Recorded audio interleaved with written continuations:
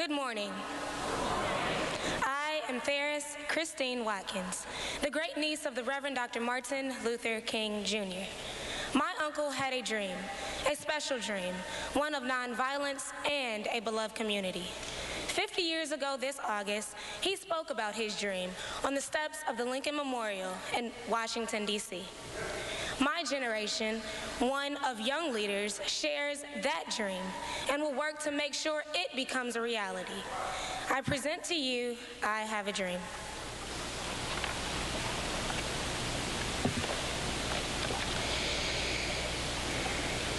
I am happy to join with you today in what will go down in history as the greatest demonstration for freedom in the history of our nation. 50 years ago, a great American, in whose symbolic shadow we stand today, signed the Emancipation Proclamation.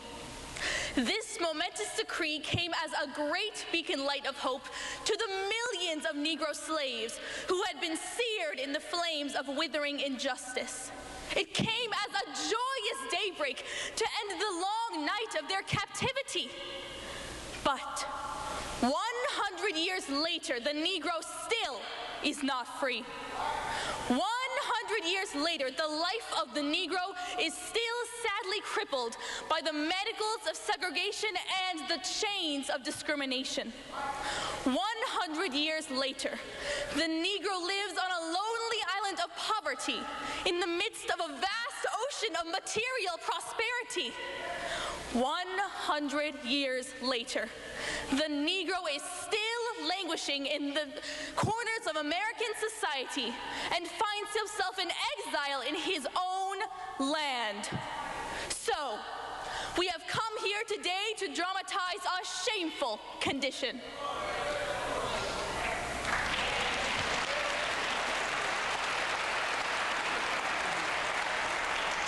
In a sense, we have come to our nation's capital to cash a check. When the architects of our republic wrote the magnificent words of the Constitution and the Declaration of Independence, they were signing a promissory note to which every American was to fall heir. This note was a promise that all men, yes, black men as well as white men, would be guaranteed the unalienable rights of life, liberty, and the pursuit of happiness. It is obvious today that America has defaulted on this promissory note insofar as her citizens of color are concerned. Instead of honoring this sacred obligation, America has given the Negro people a bad check. A check which has come back marked insufficient funds. But we refuse to believe that the Bank of Justice is bankrupt.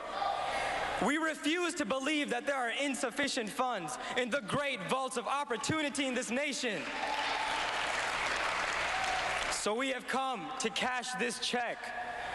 A check that will give us, upon demand, the riches of freedom and the security of justice.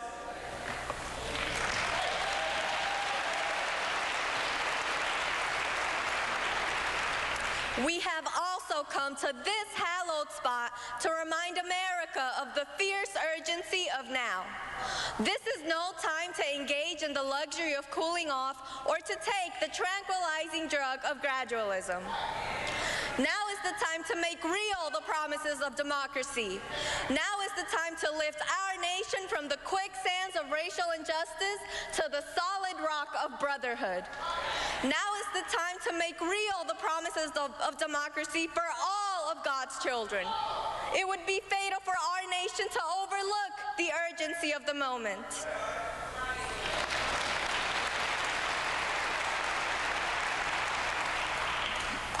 This sweltering summer of the Negro's legitimate discontent will not pass until there is an invigorating autumn of freedom and equality.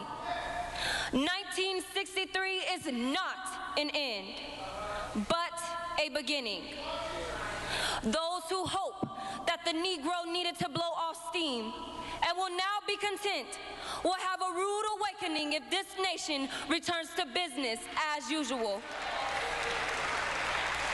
There will be neither rest nor tranquility in America until the Negro is granted his citizenship rights. The whirlwinds of revolt will continue to shake the foundations of our nation until the bright day of justice emerges.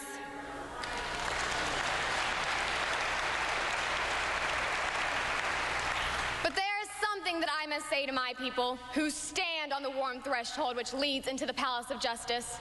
In the process of gaining our rightful place, we must not be guilty of wrongful deeds. Let us not seek to satisfy our thirst for freedom by drinking from the cup of bitterness and hatred.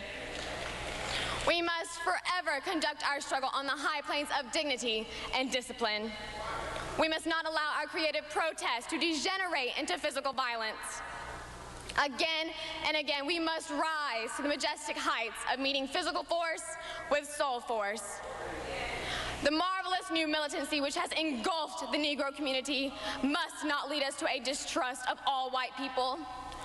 For many of our white brothers, as evidenced by their presence here today, have come to realize that their destiny is tied up with our destiny.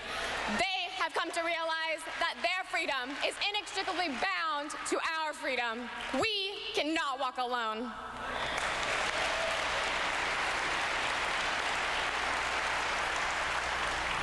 As we walk, we must make the pledge that we shall always march ahead.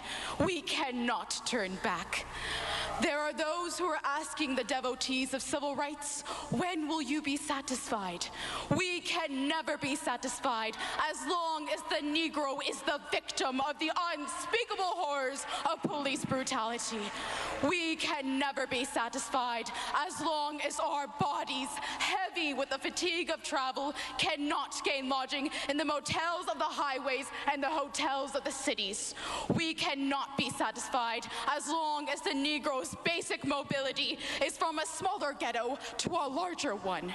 We can never be satisfied as long as our children are stripped of their selfhood and robbed of their dignity by signs stating, "For whites only." We cannot be satisfied as long as a Negro in Mississippi cannot vote and a Negro in New York believes he has nothing for which to vote. No, we are not satisfied, and we will not be satisfied until justice rolls down like waters and righteousness like a mighty stream.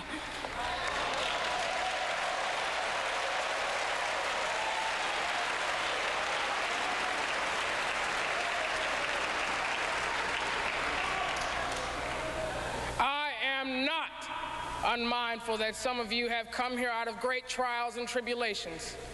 Some of you have come fresh from narrow jail cells. Some of you have come from areas where your quest for freedom left you battered by the storms of persecution and staggered by the winds of police brutality. You have been the veterans of creative suffering. Continue to work with the faith that unearned suffering is redemptive. Go back to Mississippi. Go back to Alabama. Go back to South Carolina. Go back to Georgia. Go back to Louisiana.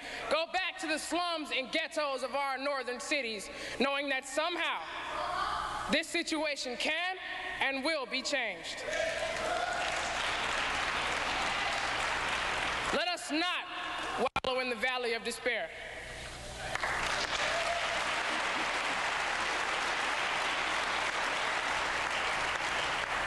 I say to you today, my friends, so even though we face the difficulties of today and tomorrow, I still have a dream.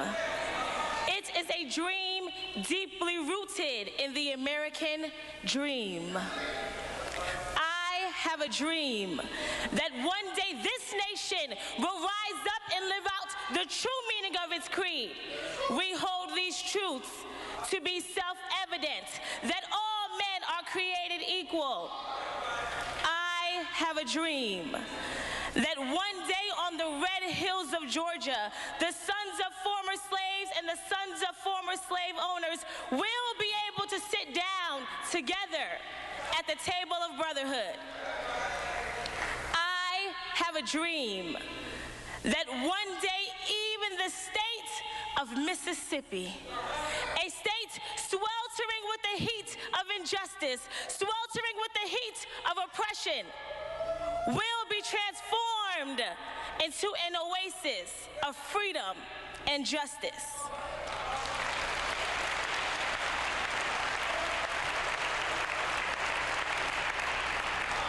I have a dream that my 4 little children will one day live in a nation where they will not be judged by the color of their skin, but by the content of their character. I have a dream that one day down in Alabama, with its vicious racist, with its governor having his lips dripping with the words of interposition and nullification, one day right there in Alabama, little black boys and black girls will be able to join hands with little white boys and white girls as sisters and brothers. I have a dream that one day every valley shall be exalted, every hill and mountain shall be made low. The rough places will be made plain, and the crooked places will be made straight. And the glory of the Lord shall be revealed, and all flesh shall see it together.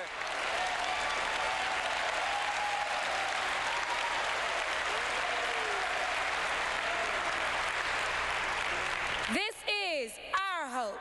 This is the faith that I go back to the South with. With this faith, we will be able to hew out of the mountain of despair a stone of hope. With this faith, we will be able to transform the jangling discords of our nation into a beautiful symphony of brotherhood. With this faith, we will be able to work together, to pray together, to struggle together, to go to jail together, to stand up for freedom together, knowing that we will be free one day. This will be the day when all of God's children will be able to sing with a new meaning. My country, 'tis of thee, sweet land of liberty. Of thee I sing, land where my fathers died, land of the pilgrim's pride, from every mountainside. Let freedom ring.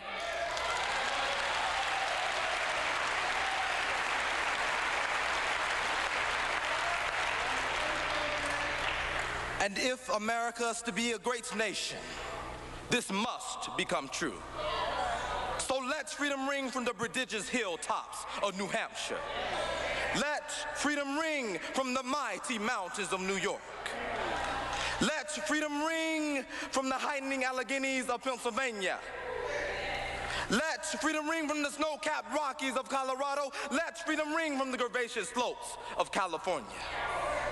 But not only that. Let freedom ring from Stone Mountain of Georgia. Let freedom ring from Lookout Mountain of Tennessee. Let freedom ring from every hill and every molehill of Mississippi. From every mountainside. Let freedom ring. And when this happens, when we allow freedom to ring, when we let it ring from every village and every hamlet, from every state and every city, we will be able to speed up that day when all of God's children, black men and white men, Jews and Gentiles, Protestants and Catholics, will be able to join hands and sing in the words of the old Negro spiritual.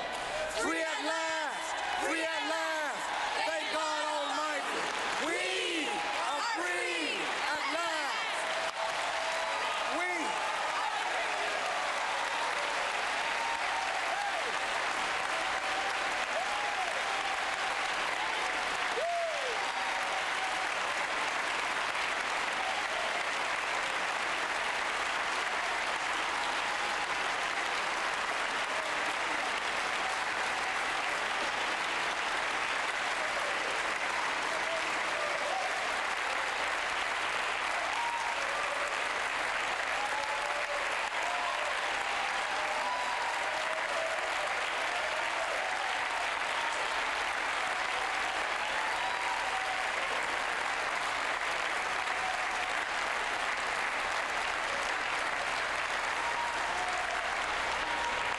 We are the dream.